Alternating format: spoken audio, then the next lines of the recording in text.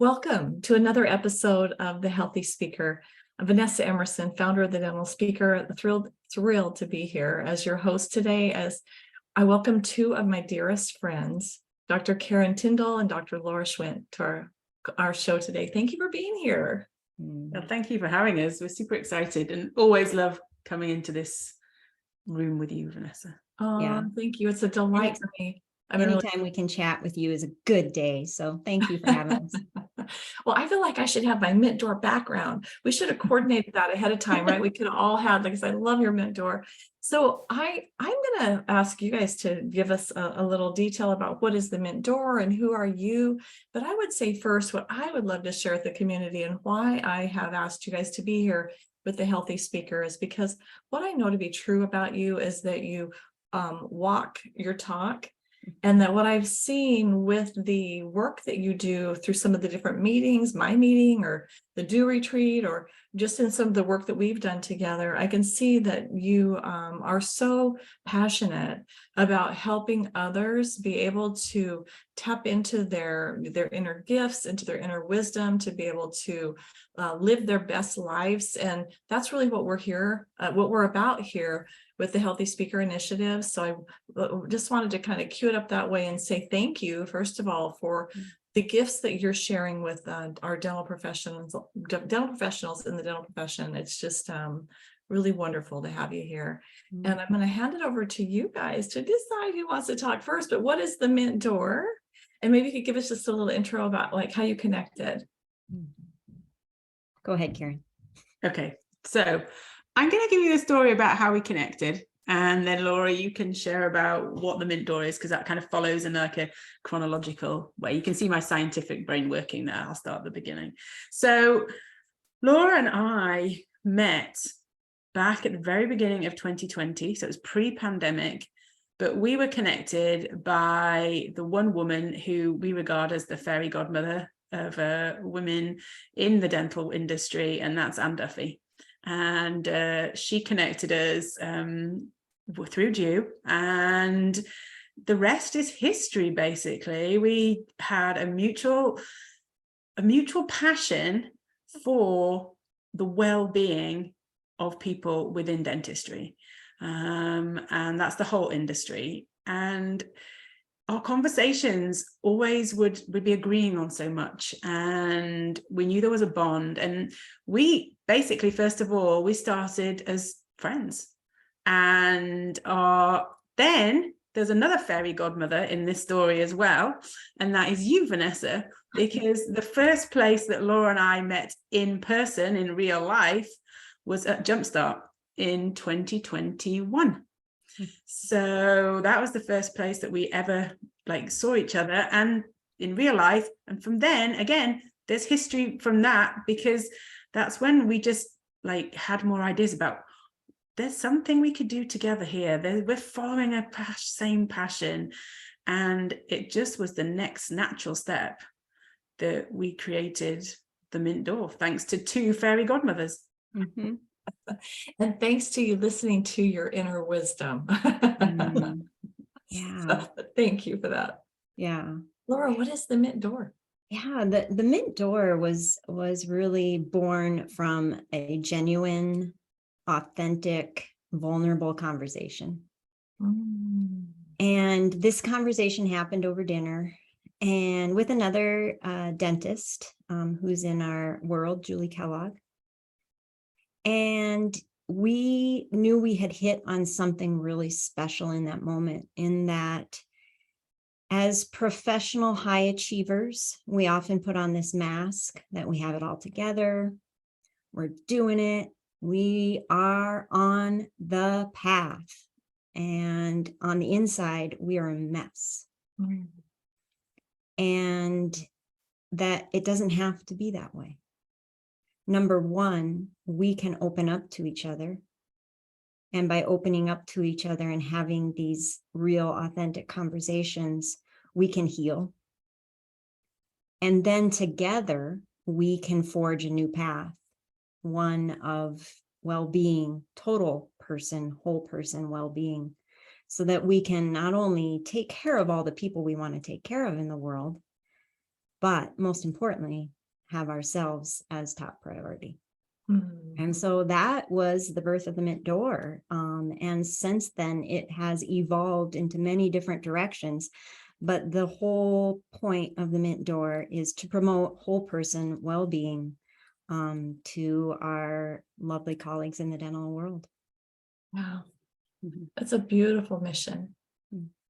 And one that we know is well needed. Mhm. I love your passion around this and your servant hearts. The people in my community tend to be speakers and consultants, meeting professionals, planners, sponsors. That's the dental meetings industry. So that's who likely will be listening to this recording. And so through that filter of what you see out there with dental professionals, what is one of the biggest challenges you're seeing right now that we might be able to address to help and bring some relief and joy to our listeners? Here. Oh, okay. I'll go. Maybe in the future, I'll direct it to one There of you go. Yeah, we're usually pretty good, but every now and then we. There's the look, me or you? That's right. You go. And your audience of speakers, consultants, I feel like they walk the same high achieving path as dental professionals. So and a lot of them are in combination dental professionals as well. And so I really put them in the same category, because as high achievers, I feel like right now the biggest challenge that we see is that people know deep down inside that something's not quite right. They've achieved so much, and they have so many dreams and goals yet that they want to bring to fruition, but something's not right, something's off. And they have those answers, they know what that is. And our goal is to support them into delving into that, to figure that out. Mm-hmm. And I think, Karen, you brought up a really good point in the book that you're reading, in the first step. Yeah, well, and I got this book from Laura. Like, this was a recommendation. Laura is like a wealth of knowledge on books that will get you on the right path. Yeah. The book is called Stillness is the Key by Ryan Holiday. And I would recommend that you read this book, because it is as good as Laura said that it is. But it's just, life is so busy now that we almost never have the opportunity to be still. And with stillness comes the opportunity for your brain to almost do the processing and realize, what are the important pieces? What do you really want? What is the right way to be going about this? That finding that moment of stillness to work out, am I going the direction that I need to? How should I be doing this? How should I be approaching this? Because nowadays, and it's probably been this way for quite a few years, especially post-pandemic, it's just go, go, go all the time for everybody. And I can't really put my finger on why that is and why everybody has ended up so busy, but we are. And for a majority of people, and I know for a fact that dental speakers and people in your world, Vanessa, are on a treadmill. Like, they're traveling a lot, they're going places, they're running businesses, they're juggling so many pieces that almost busy becomes a badge of honor. In a way of almost disguising the fact that busy feels bad. Because busy, the interpretation of it means I'm achieving, I'm being successful if I'm busy. But the thing that Laura and I love is the fact that success can lie in those moments of stillness and not busy, and almost propel you to greater success because you've had that moment of peace and stillness to determine where you're going. 100%. And can we address the addiction of this device? So like, if stillness is like, what do we do as you have a minute. I mean, people take it to the bathroom, they take it like everywhere with them, right? Like, so that we can do the flip and try to catch a moment of entertainment or a moment of something. You know, and I'm guilty as well. And I've really cut back the time, but I find that, you know, you're tired or whatever, instead of having that moment of maybe breathing, or I'd love to hear from you guys. What do you suggest we do to find the stillness? What are some techniques you suggest? Mhm. How can we work that in, especially as we're traveling and busy? Yeah, you know, it's incredibly easy and it's so simple, and a lot of it is free. You mentioned breathing, just closing your eyes and taking a moment to breathe. Essentially anything that you are doing for a long time. For instance, we're on this podcast right now, so we're in front of technology. When you take a break from that, you should do something opposite of that. So instead of reaching for your phone as a mode of entertainment, which you think is your downtime, Right. do something completely non-technical, like just go look out the window. Yeah. Move. Yeah, get up and walk. I mean, I love going on walks without technology. It's amazing what ideas come into your brain, what problems you can solve, or even just nothing. How about nothing for a change, right?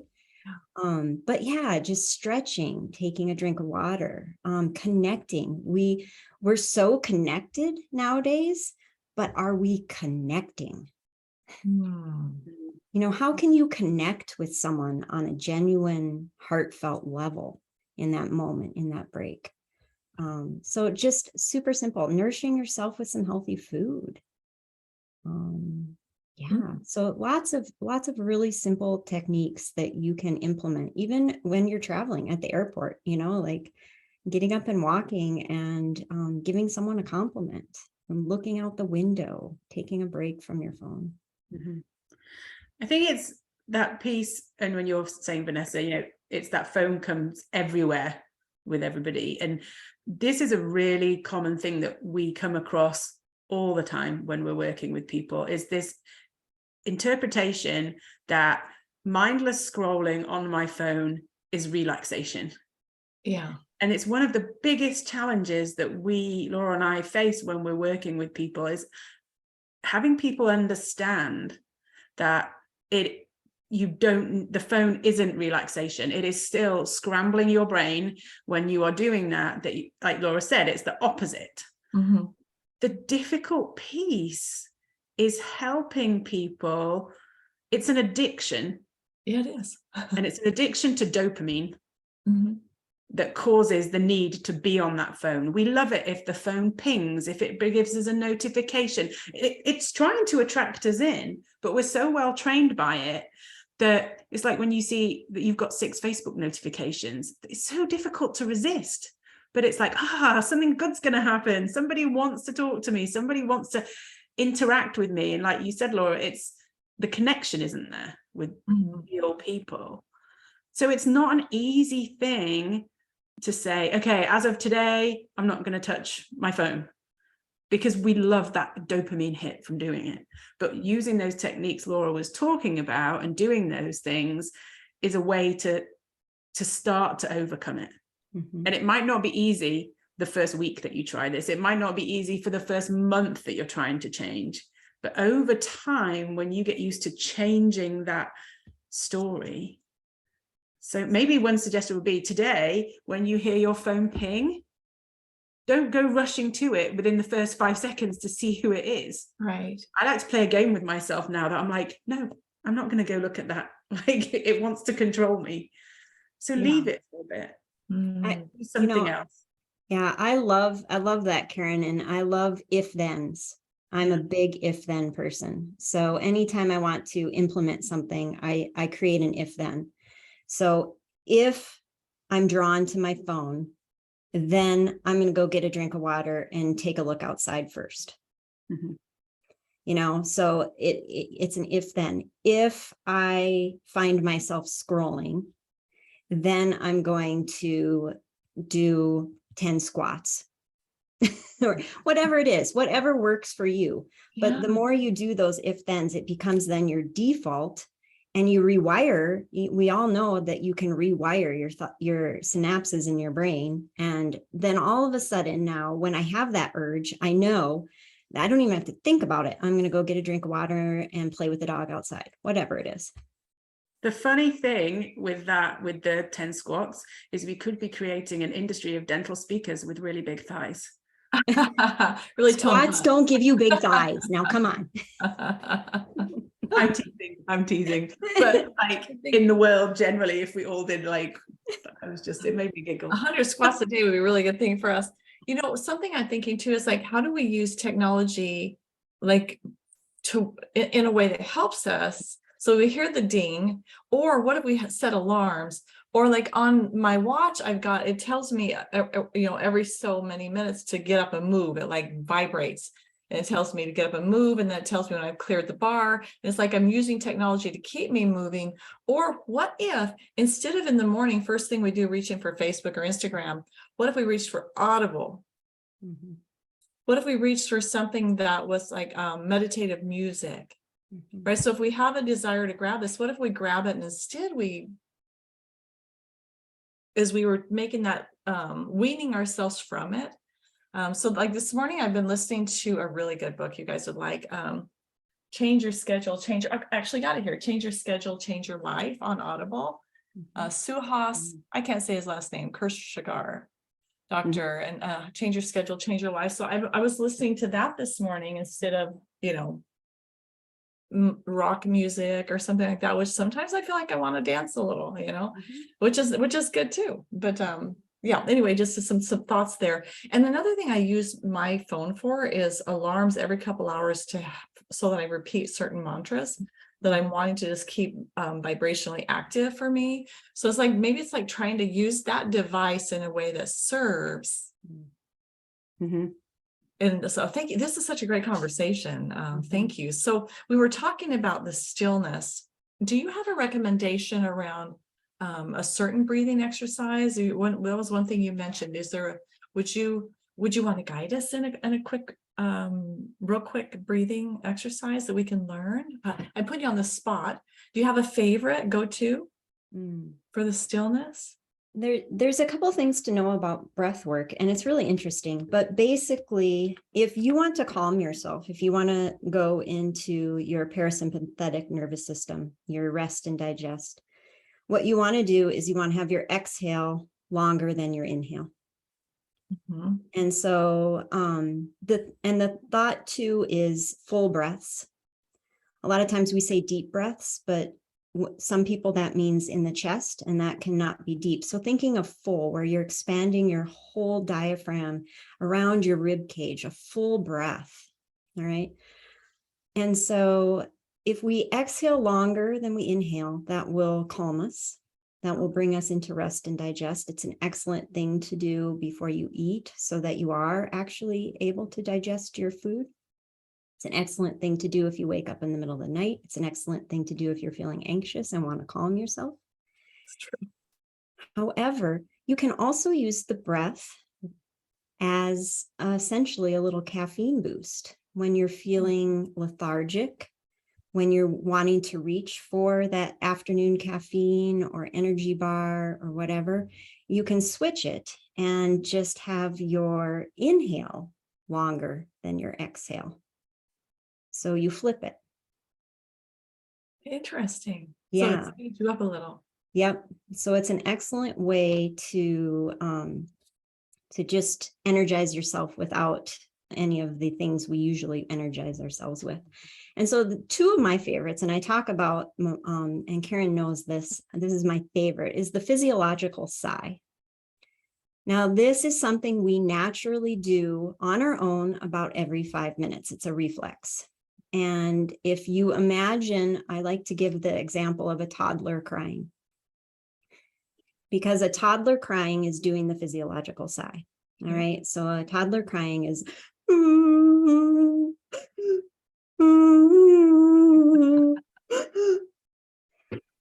Okay. We're going to have to try that. No, you don't have to cry. But that is what it is. It is a long exhale followed by a full inhale, and then another quick, even more. So, Oh, it's a 2. so it's a 2. It's a sniff, sniff. Oh.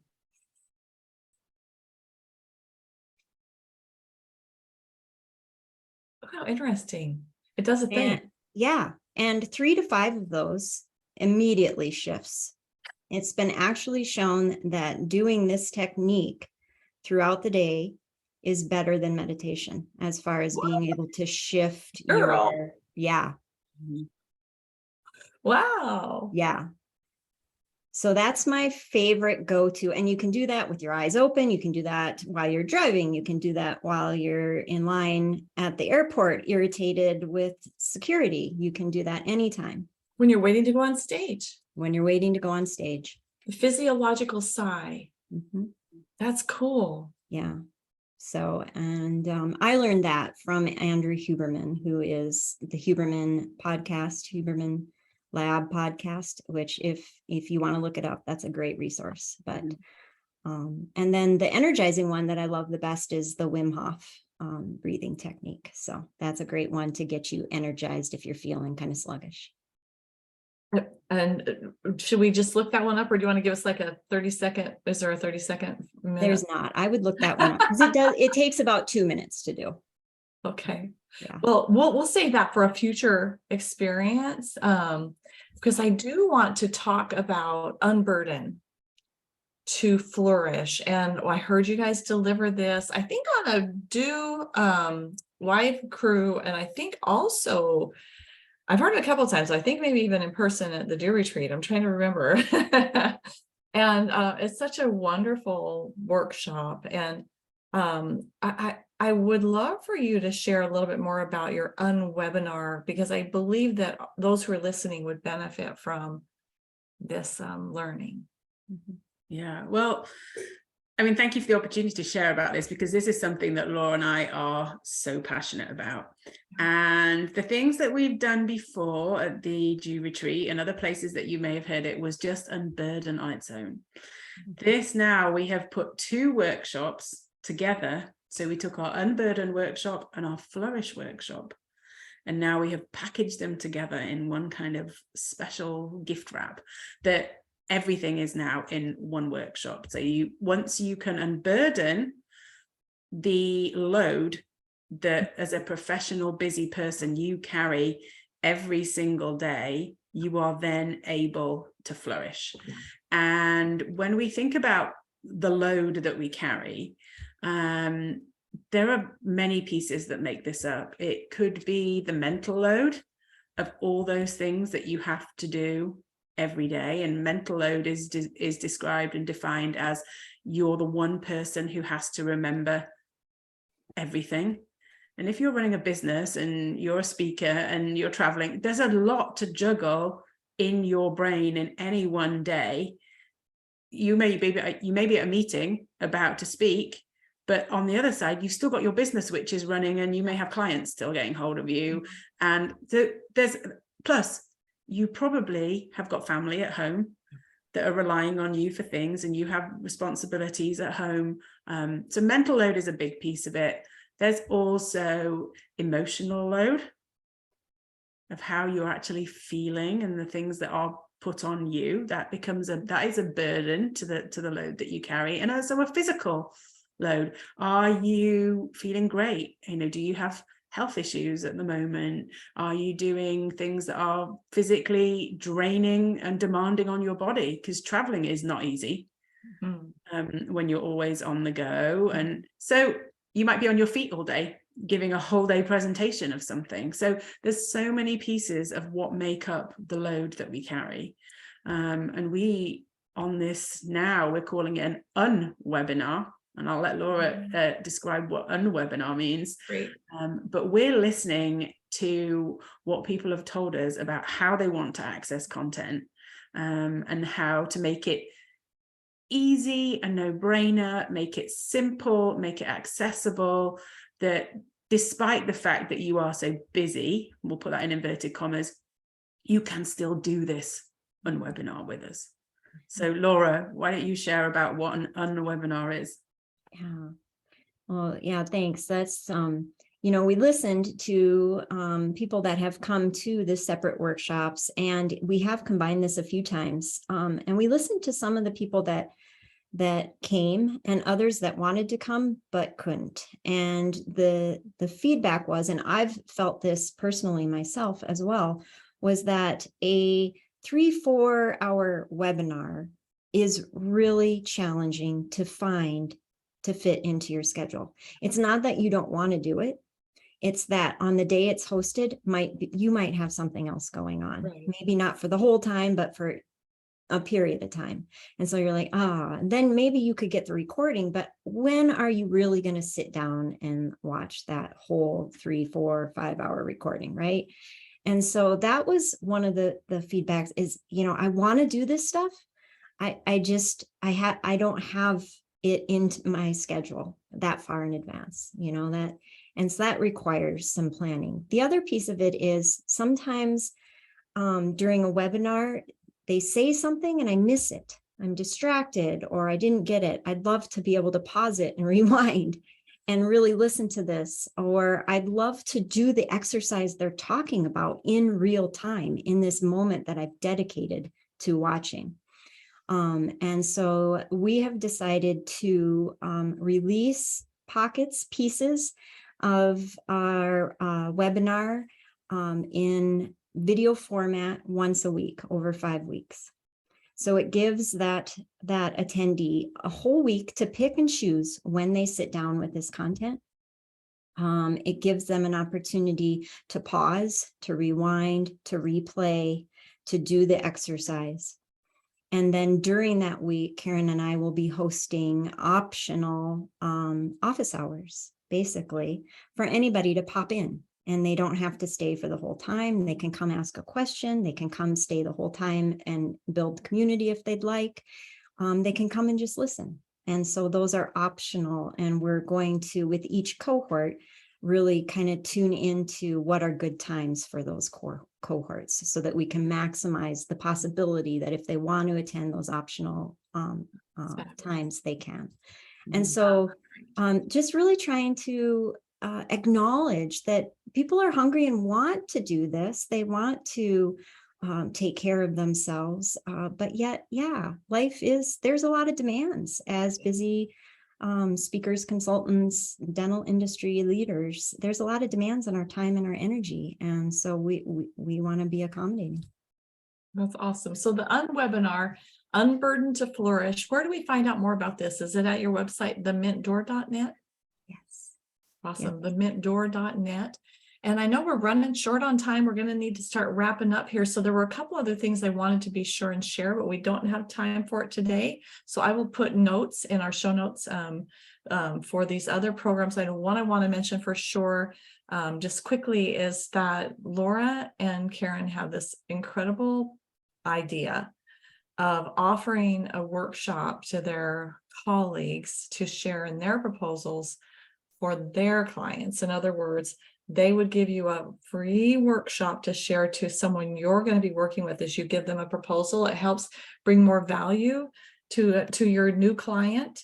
And to be able to bring something outside of the realm, maybe you teach hygiene productivity or you teach marketing or something else, you'd be able to teach, you'd be able to bring in something that helps them with the culture and the harmony on the team. We'll put a little more on how you find out more about that in our show notes, as well as a few other wonderful, you guys just have so many great things going on. We'll have to have different podcast episodes where we can highlight some more of these. Before we go, I would ask you before we leave, is there anything important? I'd love to hear from each of you, like a short and sharp answer. Is there anything we haven't talked about that feels like in your heart you want to bring forth, you want to share? Is there anything you want to share that we haven't yet shared? And I'll let one of you go whenever you're ready. I'll start off, if that's okay. Yeah. I think for me, it is on this line of the busy. That try at some point, maybe today, or try it today. There's no reason not to try it today, the day that you're listening to this, and just accept that not busy is okay too. And find that moment when you are intentionally going to be not busy, and intentionally stop, and just keep practicing each day, finding a little bit of time when you can be not busy. And then you're going to use that muscle, and you're going to be getting good, and you're going to pride yourself that you can be not busy. So that's a kind of top of my mind today. Love that. And then connect with your loved ones. Yeah. And not non-busy.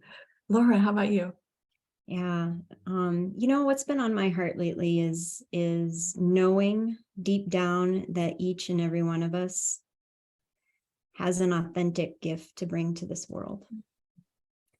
And that we sometimes get so busy that we forget or we lose sight as to what that gift is, but we can always find it. It's always there. That potential is always there. And so those moments of unbusy are really moments where you get to connect and remember. And that ultimately, once you focus on that and cultivate your energy and your well-being, you can then bring more of that gift in service to the world. And that is what it's all about. That's right. That's our Dharma, baby. That's awesome. Well said. Thank you. Thank you both for a really invigorating and inspiring conversation. I'm going to go practice my physiological sighs. Yeah, and work today on ignoring the phone when I want to reach for it. As you've inspired me, I'm sure you've inspired our listeners. Thank you so much for being here with us on the Healthy Speaker. We will look forward to seeing you two at Do Retreat down the road in October, a dental festival in August. We're going to have expansion, our meeting in January. There'll be multiple opportunities for us all to connect in person. So I just want to put that out there as well. And until next time, feel free to reach out with any questions to info@thedentalspeaker.com. Be happy to help guide you to our Mint Door crew here. I think that's pretty much it. So everyone, be well, and we'll see you next time. Thank you. Thank you, Vanessa, for all you do. Yeah. Ditto. Yeah. Bye.